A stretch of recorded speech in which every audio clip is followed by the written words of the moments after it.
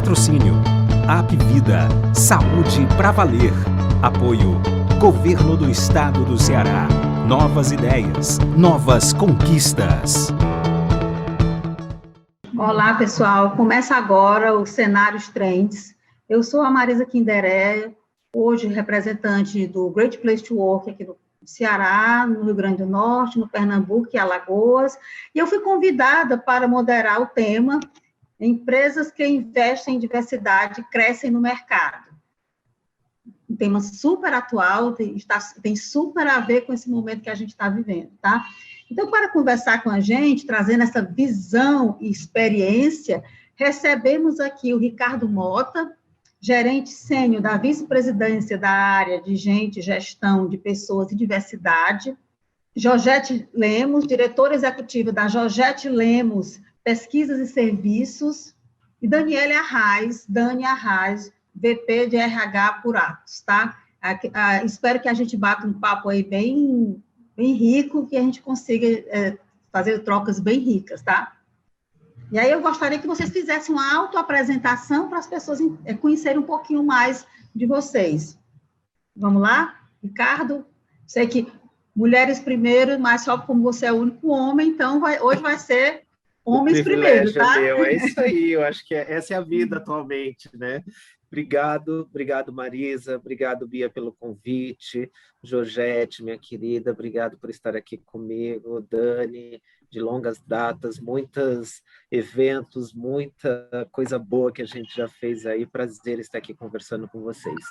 Como a Marisa comentou, eu atualmente estou como responsável aqui, como o gestor da área de diversidade do Sistema Apvida, uma empresa da área de saúde, com 36 mil colaboradores, que começou aqui em Fortaleza e hoje está praticamente no Brasil inteiro. Vem crescendo bastante e eu vim aqui para contribuir e desenvolver toda essa parte, a importância social dentro das organizações e a sustentabilidade deste tema para o futuro das empresas. Não só para o futuro, mas o hoje. A minha experiência, me apresentando um pouco, Ricardo Mota, trabalho com RH há um pouco mais de 20 anos, já estive na cadeira de RH, já trabalhei com diversidade, já trabalhei com eventos, e a última experiência aí eu estava como consultor de uma empresa chamada YSC, o ISC, uma empresa britânica, também atuando na frente de diversidade, entre outros. Prazer estar aqui com vocês. Olá, pessoal, boa tarde. Obrigada, Marisa. Bom, eu sou a Dani, eu sou uma mulher de pele branca, tenho cabelos pretos, com luzes. Eu estou vestindo uma blusa cinza e tenho um blazer branco. Meu cabelo é na altura dos ombros. E uma das coisas que eu tenho aprendido sobre diversidade é me apresentar de uma maneira diferente.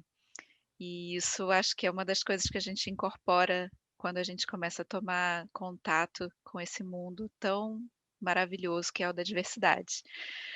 Bom, eu sou psicóloga, sou carioca, nasci e cresci lá, morei lá grande parte da minha vida e estou em São Paulo há quase 12 anos, trabalho em RH há 22 anos, amo essa área de paixão. Além de ser psicóloga, eu tive a oportunidade de fazer um MBA em gestão de negócios e eu atuei em algumas empresas, tanto nacionais como também estrangeiras, sempre na área de desenvolvimento de pessoas e organizações. Atualmente, eu estou na Puratos, que é uma empresa belga de alimentos, que existe há 100 anos e está na área de panificação, confeitaria e chocolate. Eu sou responsável por RH para a América Latina. E amo o que eu faço, e diversidade e inclusão está sempre de mãos dadas, né, com a função de RH. Na verdade, deve ser permeado por toda a organização, mas muitas vezes a gente acaba tendo o privilégio de fazer essa agenda iniciar, ou avançar, ou acelerar, e isso acho que é uma das coisas que nós, como profissionais de RH, precisamos realmente estar protagonizando cada vez mais. Então é isso, um pouquinho sobre mim. Vou passar a bola para a Georgette. Que é um prazer reencontrá-la, né? A propósito, Georgette. Boa tarde a todos, todas, todos. Prazer muito grande. Daniele, você mora aqui. Ricardo ocupou todo esse espaço também, ocupa ainda. Estou muito feliz pelo convite e por poder revê-los, né? E falar de diversidade é sempre um prazer renovado. Georgette Lemos é uma mulher preta, carioca, migrante, porque mora em São Paulo há 30 anos. Eu tenho uma empresa de consultoria também. Aliás, eu moro em São Paulo já há mais de 30 anos, eu tenho uma consultoria de 30 anos. Antes da consultoria, eu tive uma passagem na área corporativa da Souza Cruz e Copersucar. E nesses últimos anos, além do trabalho, eu tenho me dedicado também à ação voluntária. Eu ainda estou diretora de diversidade na BRH Brasil desde 2013. Eu sou do Comitê de Responsabilidade Social da Fiesp, sou diretora de diversidade agora da Sobrat, que é a Sociedade Brasileira de Teletrabalho, e trabalho também, quando sobra tempo, tá bom? Então, eu quero que o nosso encontro seja muito proveitoso. Obrigada. Gente, eu vou aproveitar e vou falar também um pouquinho de mim, que eu adorei a forma, Dani, como você e a Georgette se apresentaram, tá? Eu sou mulher, sou branca, tá? Tenho cabelos cacheados, bem assumidos, meus cachos, tá? Sou 50 a mais, sou mãe, sou casada e sou a avó de uma menina linda chamada Giovanna, tá? E aí, gente, esse tema, a gente vem para cá tão feliz de falar desse tema, eu vejo assim, todo mundo falando com tanta empolgação, tá?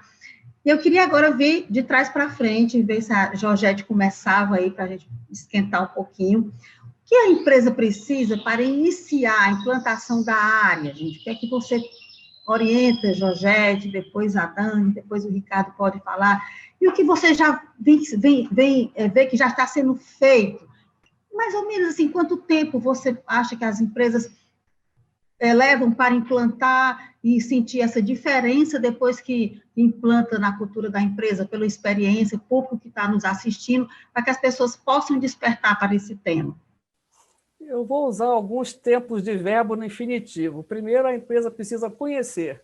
E a empresa que eu estou me referindo é o CEO, é a alta direção. Então, a alta direção precisa conhecer para depois querer. Aí vem a atitude. Então, ele conhece, ele sabe o que é diversidade e ele quer diversidade na sua organização.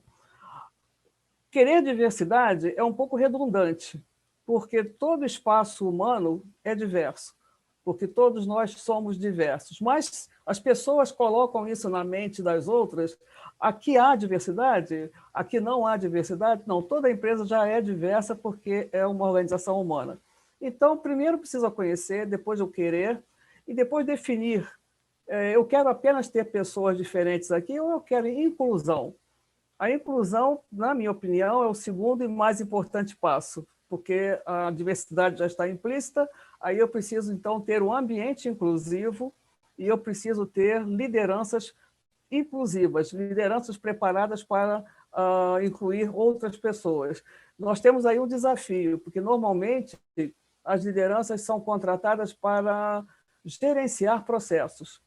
Ninguém lhes avisa que também vão gerenciar pessoas, também vão trabalhar pessoas e pessoas diversas. Então, considerando que a empresa, o CEO, a alta liderança quer que todos os líderes, em todos os níveis, também estão preparados para tal, aí vem o terceiro passo que ainda não vem sendo muito falado, na minha opinião, que é a diversidade, inclusão e equidade.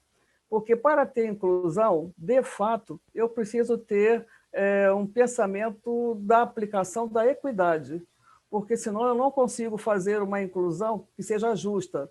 Então, eu incluo, mas com que soluções, com que alternativas? Então, eu penso que o RH das empresas, como um grande educador, tem esse grande desafio, mostrar para a organização que a diversidade é fator crítico de sucesso, mostrar que já existe a diversidade, mas muitas vezes ela está concentrada, ela está polarizada, e essa diversidade precisa ser difusa, tal qual um caleidoscópio. Então, como fazer isso funcionar? Que é a inclusão dessa diversidade, onde todas as pessoas possam ter orgulho de ser o que elas são. Eu concordo em gênero, número e grau com tudo que a Georgette falou. É preciso haver um desejo, né, uma vontade que impulsione a ação.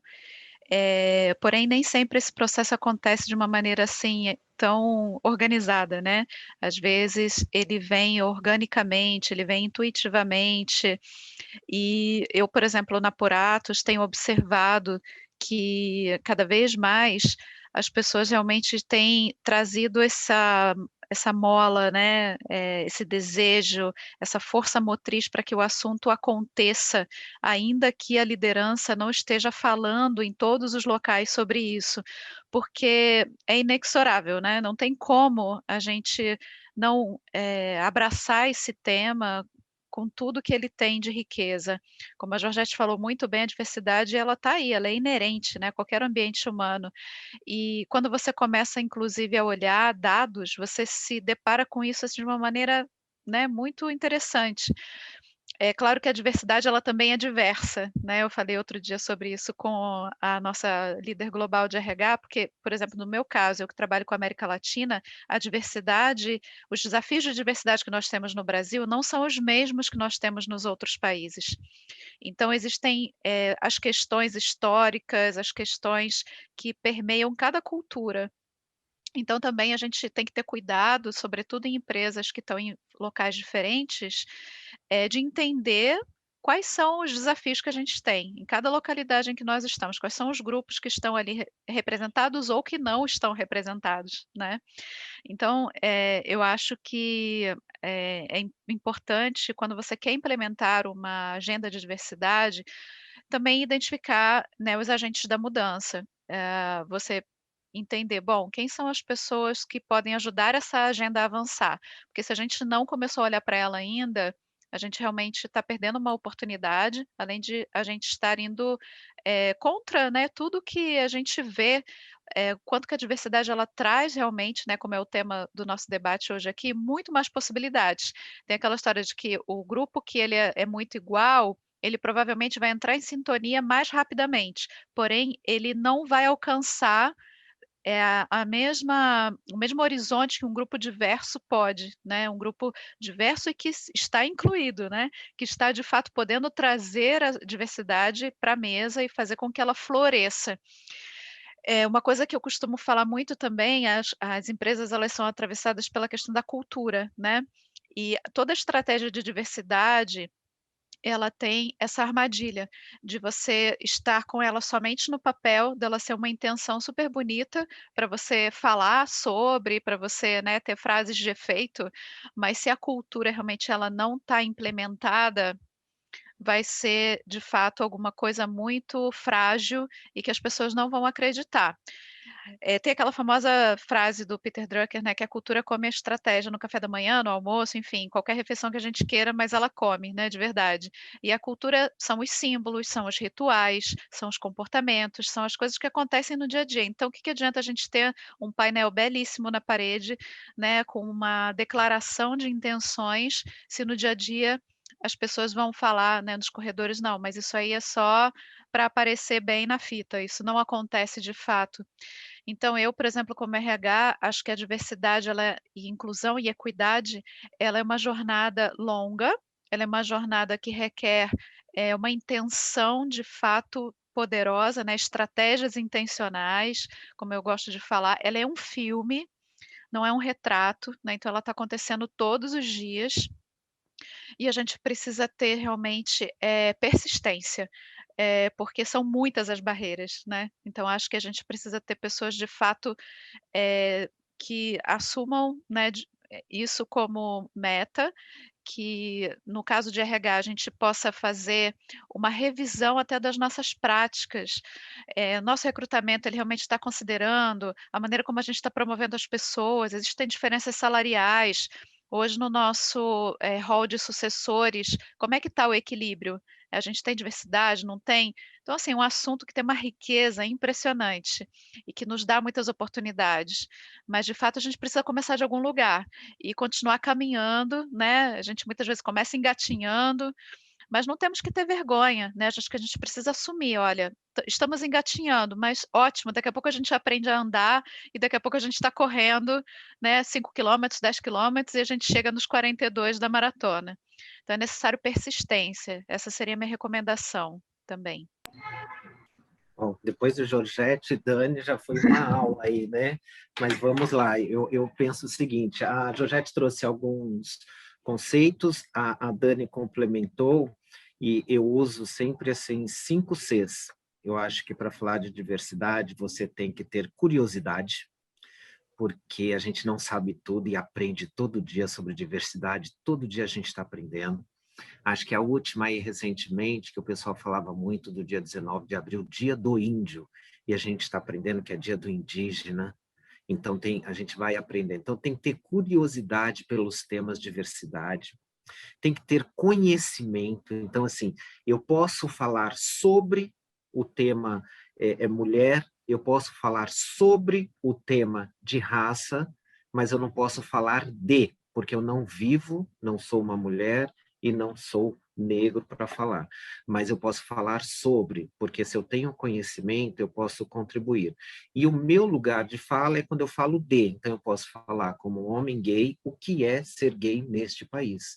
Então, eu posso falar de. Então, o outro é curiosidade, conhecimento, cooperação, porque a gente o tempo inteiro, com os nossos grupos, a gente tem que discutir o que a gente está vivendo, o que a gente está passando, mas a gente só vai conseguir dar o próximo passo quando estivermos juntos. Tem que ter cooperação para a gente poder ir além. Por exemplo, a gente fala muito de empoderar as mulheres e ter mais mulheres na cadeira de conselho, na alta gestão. Quando a gente olha dentro das empresas, a gente olha aí nos últimos 10 anos, o crescimento não dá nem para falar que é um crescimento. A gente saiu de 3,8 para 4,2, ou seja, não é nada de todas as ações que a gente vem fazendo. Então, se hoje a gente tem muitos homens no comando, a gente tem que estar em linha para que essa porta seja aberta de forma cooperativa e mais mulheres estejam ali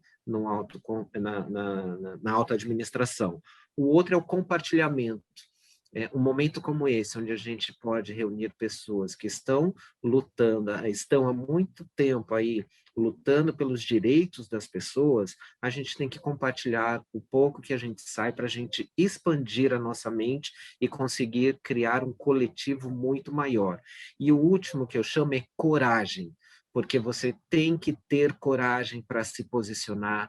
O preconceito existe, a gente tem que ter coragem de falar que eu sou preconceituoso e saber quais são os caminhos para me livrar desse preconceito.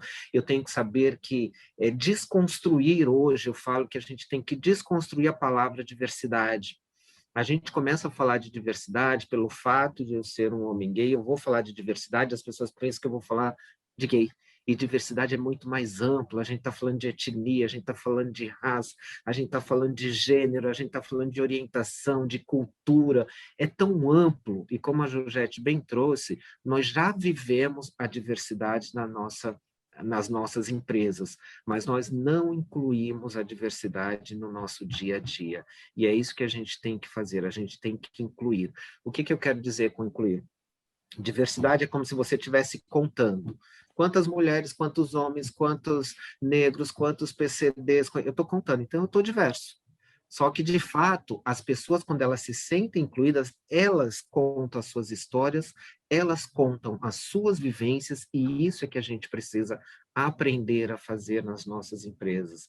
E aí é que entra o outro item que eu falo que é a atitude, a coragem de trazer a consciência, temas, às vezes desconhecido, muitas vezes que incomodam, mas que a gente tem que trazer para a consciência, para ter ações constantes, manutenção constante, com todos os desafios, não desistir, para que a gente possa gerar a mudança de comportamento, como diz a psicologia, né, Dani? Eu não sou psicólogo, Dani, mas para gerar a mudança de atitude, a gente tem que trazer para a consciência constantes e manutenção. E tem uma outra coisa que, assim, as empresas estão tocando nesse tema não por uma benevolência, elas perceberam a importância do tema para a sustentabilidade do negócio e já perceberam que pessoas diferentes têm ideias muito mais criativas.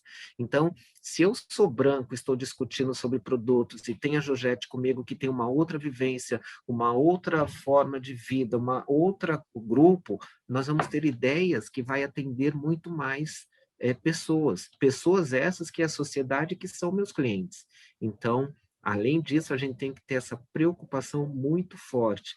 E o tema, só para passar de volta para você, mas que eu acho muito importante, independente de todos esses benefícios que traz, é lembrar que a gente luta, para quem está falando sempre sobre diversidade, é para a gente fazer valer a Declaração dos Direitos Humanos, quando a gente fala que todas as pessoas nascem livres em direitos e dignidade.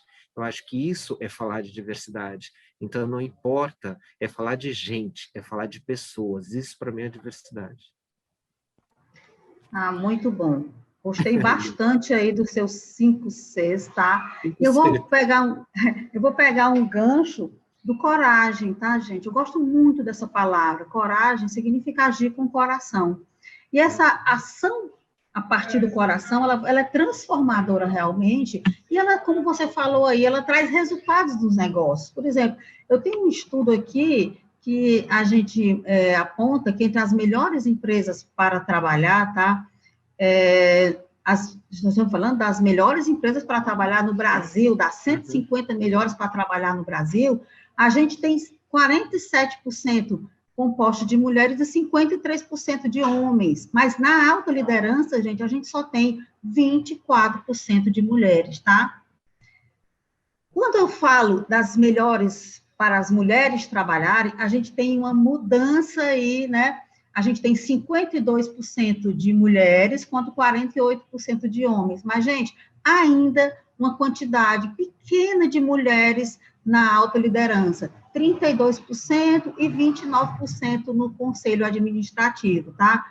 Mas veja bem, um dado interessante, importante para a sustentabilidade do negócio. Enquanto o PIB do Brasil cresceu 1,1%, as melhores para as mulheres trabalhar no ano de 2020, que a gente não tem ainda desse ano, cresceram 5,5%. Ou seja, é um bom negócio você tem uma empresa diversa. Eu trouxe aqui só a amostragem de mulheres, tá? Então, eu queria que vocês comentassem aí um pouco sobre esse impacto da diversidade nos negócios, nas políticas que as empresas adotam para que isso seja efetivamente implementado. Quais são as práticas que vocês aconselham ou que já adotam nas empresas de vocês? Como os líderes, eles se posicionam, porque líderes têm que estar, assim, preparados para falar sobre diversidade, tá? E eu queria que vocês, vamos começar agora pela Dani, né? Porque a gente já começou aí pelos outros. Dani, fala um pouquinho o que é que vocês já têm falado sobre isso e que impactos isso tem trazido na empresa de vocês. Perfeito, Marisa, obrigada. Já que você tocou na questão da importância da liderança feminina, eu até queria contar um pouquinho de como tem sido a jornada desde que eu cheguei na Apurato, junto com o meu presidente da região, que é uma pessoa que, de fato, acredita no poder da diversidade e realmente fala abertamente sobre isso, impulsiona e valoriza, né? Quando nós chegamos aqui na região da América Latina, a gente constatou que a gente tinha só 17, 18% de mulheres em posição de liderança. E depois de 3 anos, a gente conseguiu atingir 38%. Inclusive, nós temos 4 países cujas gerentes gerais, né, presidentes, como a gente queira chamar, são mulheres. E isso não foi ao acaso. A gente realmente teve que trazer o assunto, de uma maneira inteligente, né, de uma maneira intencional.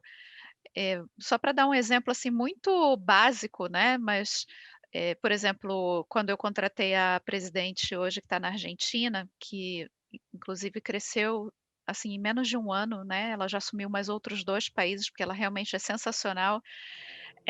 Eu até estava trabalhando na época com uma empresa, né, que estava me ajudando a encontrar alguém, E aí eu falei: "Olha, eu não vou aceitar o que a gente chama do shortlist, né, de candidatos se não tiver uma mulher". E aí ela falou: "Não, pode deixar, eu aceito o desafio". Então provavelmente a gente levou um pouquinho mais de tempo, né, porque não é às vezes tão fácil você encontrar essas mulheres, até porque tem vários dados que dizem, né, que as mulheres muitas vezes, se diminuem, né, elas não se acham tão capazes, têm uma autoconfiança menor, né, do que a dos homens diante de uma oportunidade que aparece. Então não é um trabalho simples, né, e isso eu estou me referindo aqui à liderança feminina, mas se eu for para as outras áreas da diversidade, acho que vai ser ainda mais desafiador, né, porque a pauta da liderança feminina, ela já vem sendo trabalhada há mais tempo, embora a gente ainda tenha muito para caminhar, porém ela já está na agenda, acho, das organizações há um pouco mais de tempo. Isso são coisas simples, né, às vezes, que a gente pode fazer, mas que se não tiver alguém de fato falando que isso precisa ser um valor da organização, naturalmente isso não vai acontecer. Um outro exemplo, recentemente nós fizemos aqui no Brasil, acho que foi no final de 2019, um programa de trainee, acho que nós fomos os primeiros do mercado que fizeram um programa de trainee só para mulheres. Depois várias outras empresas fizeram também, e que bom, né, que fizeram, a Magalu fez, né, o de negros, que foi maravilhoso e que acho que mexeu, né, muito com o mercado, até porque a Magalu, né, é uma empresa muito representativa e que, poxa, quando uma empresa, assim, que tem muita expressão e muita chegada, né, com as pessoas, faz algo, assim, totalmente disruptivo, e eles sofreram muitos ataques, inclusive, na época, né. Foi bem difícil, lidar, eu acho, né, eu acompanhei, eu conheço, né, os diretores de RH de lá, e eu falei: "Gente, que loucura, né, realmente a gente está remando contra a maré o tempo inteiro". Porque as pessoas tendem a rejeitar, né, de uma maneira muito clara, e a gente está vivendo um período tão complicado aqui no Brasil também, né, nem vou entrar nessa seara, senão a gente fica aqui a tarde inteira.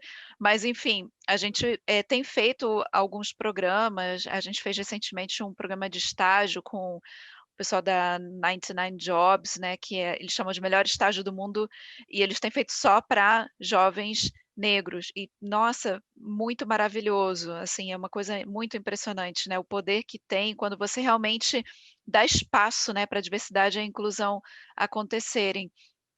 E aí, cada vez que a gente dá um passo a mais em abraçar a diversidade, a equidade e a inclusão, a gente percebe que o ambiente melhora significativamente. Então, assim, a gente poderia, né, falar de resultado, claro, mas tem muita coisa da ordem do intangível que não é tão óbvio às vezes, e que está ali, né, o engajamento das pessoas melhora, assim, de uma maneira impressionante. As pessoas se sentem mais orgulhosas, elas se sentem com mais vontade de permanecer naquela organização, elas sentem que realmente tem uma agenda positiva, elas veem que todo mundo pode ter o seu espaço, inclusive, né, quando você dá ferramentas para que as pessoas possam ter a equidade, que é dar as mesmas condições, né, para as pessoas chegarem nos locais.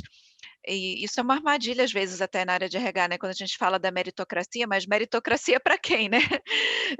Quando na verdade a gente tem anos de restrições, de, diferenças sociais, de falta de investimento. Então a gente precisa urgentemente preencher essa agenda, né, e fazer com que ela aconteça. Então, um pouquinho do que eu tenho percebido, Marisa. Eu diria que as empresas podem continuar a pensar na contratação, na captação, buscando fit cultural, mas que retenham talentos pela adição cultural. Muitas vezes nós desprezamos talentos porque, na entrada, o rol de exigências ele é incompatível com a história de vida da grande maioria daqueles talentos. E os talentos podem ser desenvolvidos se as organizações realmente quiserem dar essa oportunidade, como algumas organizações já estão fazendo.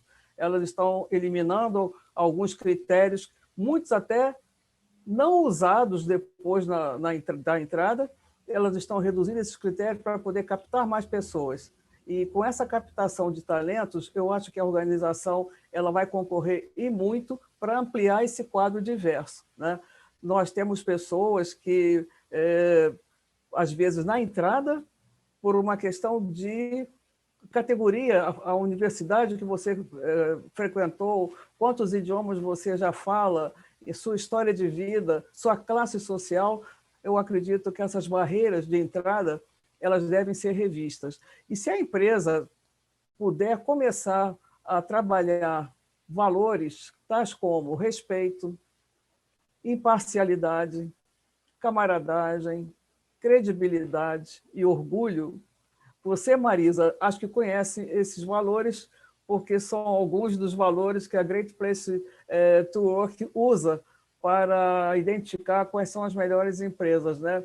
Então, eu sempre falo, quer começar? Trabalha valores, porque as pessoas têm uma história de vida completamente diversa e nós estamos hoje tendo nas organizações gerações as mais diversas. Então, eu não posso esperar que aquela pessoa que está hoje na cadeira principal da empresa e que é da geração tradicional ou da geração baby boomers, que ela tenha um alinhamento com o jovem que está ingressando agora. Então, nós temos que observar também a convergência entre gerações, que é algo que não se fala muito. Então, nós visualizamos, é muito mais fácil apontar o conflito intergeracional. Agora, trabalhar para a convergência geracional, acho que poucas empresas estão ainda prestando atenção a essa questão. E o que, às vezes, emperra, faz com que o processo seja mais lento, é porque quem decide não está entendendo muito bem o que está acontecendo na mente das pessoas que estão abaixo dela, principalmente das pessoas da geração X e Y. Então, eu recomendaria também fazer uma imersão nos valores geracionais para que pudesse haver uma comunicação mais adequada para o todo, porque às vezes a gente coloca uma informação para a totalidade das pessoas que estão na organização e essa comunicação dirigida à massa, ela não funciona. Vai fazer comunicação um a um?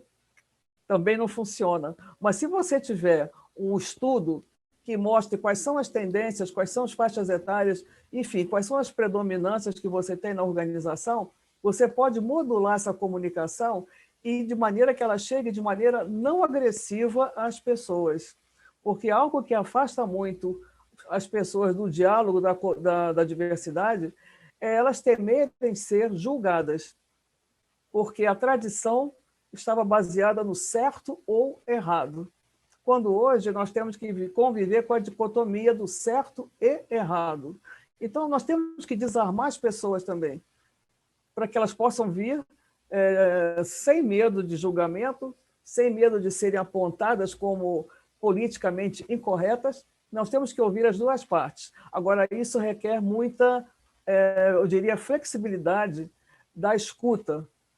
Então, flexibilidade daquelas pessoas que estão se predispondo a ter a coragem de levar o assunto adiante.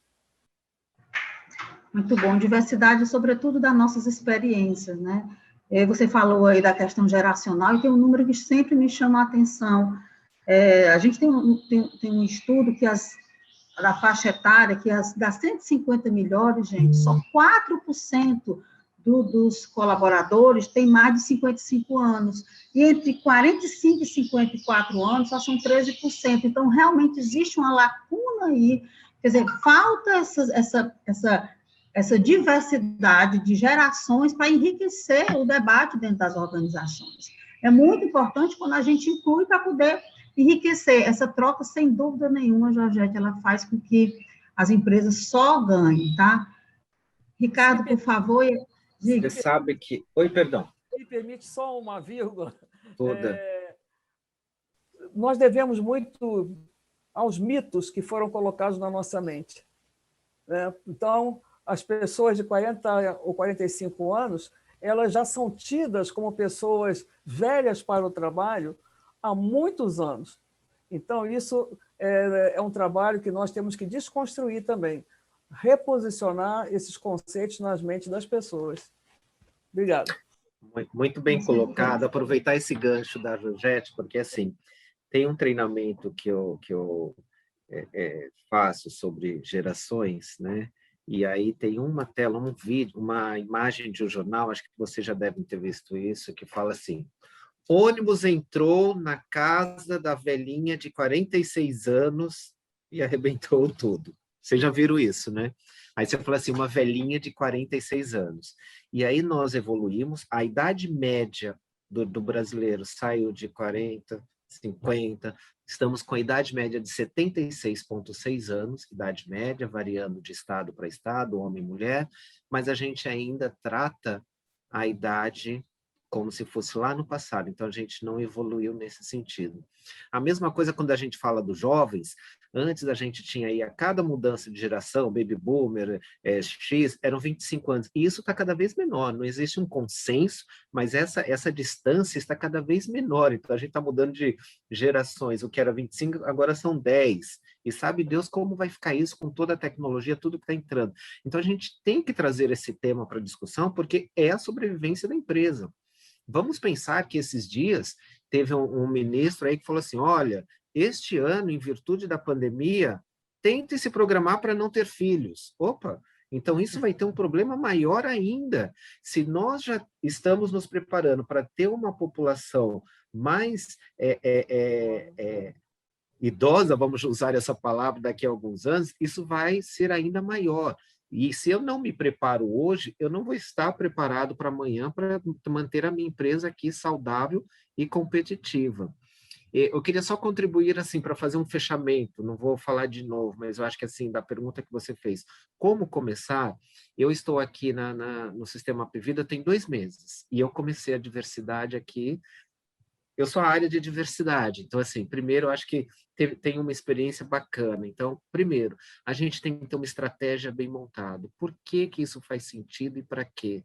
Então, por que que eu quero falar sobre esse tema? Eu acho que ter uma estratégia clara é essencial. Ela tem que, sim, como a Georgette trouxe, é de cima para baixo. Não é um desejo e não é uma responsabilidade da área de gestão de pessoas. Ela é atitude de todos. As pessoas têm que acreditar e querer fazer parte disso. Ela é em conjunto. Ela não deve ser responsável só uma área. Nós criamos aqui um grupo que a gente chamou de grupos de aliados, só com pessoas vice-presidentes, para a gente discutir o que a gente quer, quais são os nossos passos, para onde a gente vai para essa transformação. Desse grupo, nós fomos definindo algumas ações que a gente ia fazer. Então, nós definimos a nossa política de diversidade para os próximos anos, nós definimos o nosso manifesto e fizemos um vídeo. E o vídeo nós fizemos com a participação da família. Nós fizemos um desafio para os filhos dos nossos colaboradores, perguntando para eles o que é diversidade, o que é diferença, e eles fizeram um desenho. E aí nós aproveitamos os desenhos das crianças para falar o que é diversidade. Então as crianças trouxeram, não importa se você anda de cadeira de roda, não importa se você é careca, não importa se você tem uma cor diferente, as crianças trouxeram isso, e essa é a nossa mensagem sobre diversidade. A gente usa justamente o respeito nos une. Esse é o nosso lema. Então, falar de diversidade é falar de respeito. A gente tem que acreditar. E, de novo, volta para toda a formação, para fazer um censo, entender como está a nossa população, tudo tem que estar balizada pela cultura. Então, se eu quero valorizar as pessoas, quais são as minhas atitudes, quais são os meus processos, quais são os meus rituais de cultura, que a gente vai valorizar as diferenças e reconhecê-las. Então, a gente precisa muito, através desse pano de fundo, a gente tem que dar oportunidade para as diferenças, nós temos que dar a visibilidade para as diferenças e nós temos que trazer a representatividade. Agora, é extremamente importante, Marisa, que quando a gente traz essas pessoas, eles não são os diferentes. Eles não devem ser o único responsável pelo movimento da diversidade. A gente pode abrir a porta para trazer o diferente, mas é a responsabilidade de todos que vai fazer o que a gente busca nas empresas, um ambiente de confiança, uma cultura forte, uma cultura engajada e que, fato, estejam assim, de mãos dadas para fazer a diferença dessa empresa. Então, só para contextualizar um pouco, para não repetir o que foi falado, eu queria passar esses pontos. Adorei, sensacionais, cada das contribuições de vocês, gente.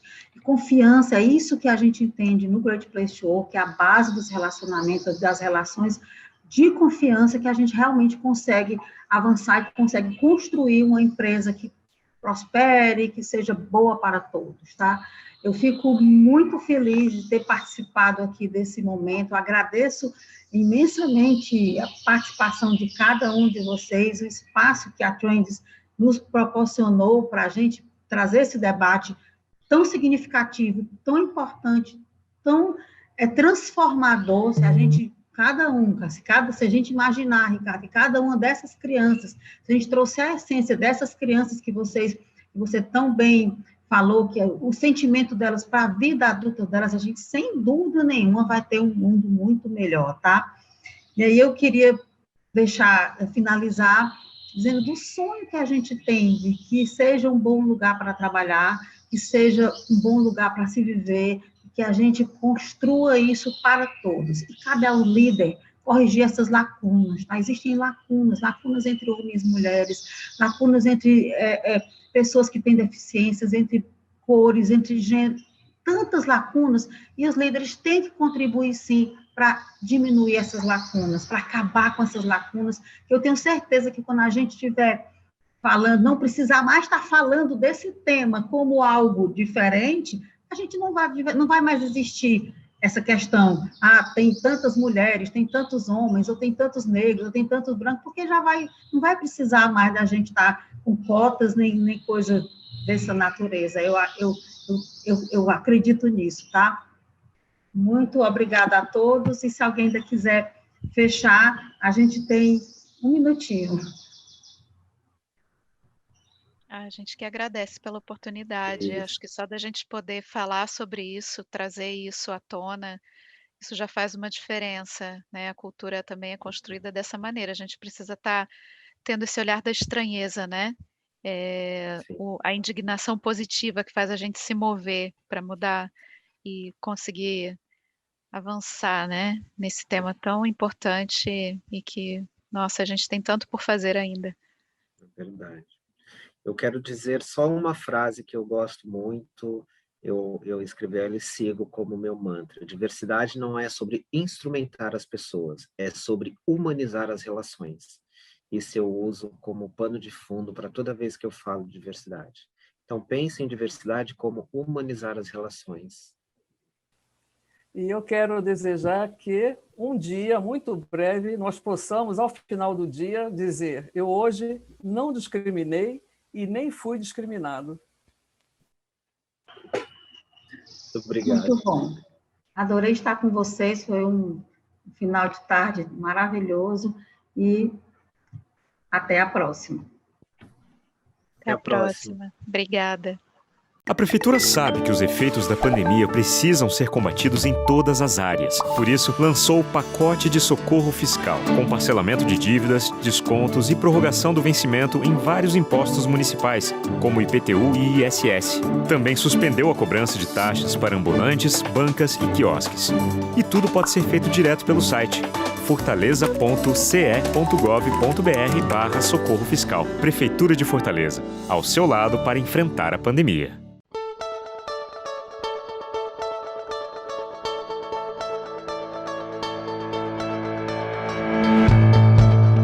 Patrocínio Apvida, saúde pra valer. Apoio Governo do Estado do Ceará. Novas ideias, novas conquistas.